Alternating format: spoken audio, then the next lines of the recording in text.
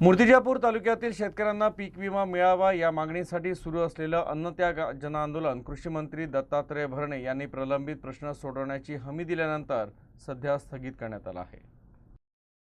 मुख्यमंत्र्यांनी जाहीर केलेल्या हेक्टरी 27,500 रुपयांचा पीक विमा तालुक्यातील सुमारे 18,000 विमाधारक तसेच विना विमाधारक शेतकऱ्यांना मिळावा या मागणीसाठी प्रगती शेतकरी मंडळाचे अध्यक्ष राजू वानखेडे यांच्या नेतृत्वाखाली विविध संघटनांच्या पदाधिकाऱ्यांनी 22 जून पासून उपविभागीय अधिकारी कार्यालयासमोर अन्नत्याग जनआंदोलन सुरू केलं होतं। भरूणात शेकडो शेतकरी आंदोलनास्थळी ठिय्या घेऊन न्यायाची मागणी करत होते।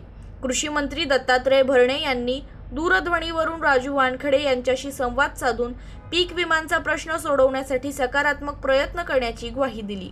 त्यानंतर आंदोलनकर्त्यांनी आंदोलन तात्पुरतं स्थगित करण्याचा निर्णय घेतला। आजही तालुक्यातील विविध परिसरात शेकडो शेतकरी यांनी आंदोलनास्थळी उपस्थिती लावत मागण्यांना पाठिंबा दर्शवला आहे।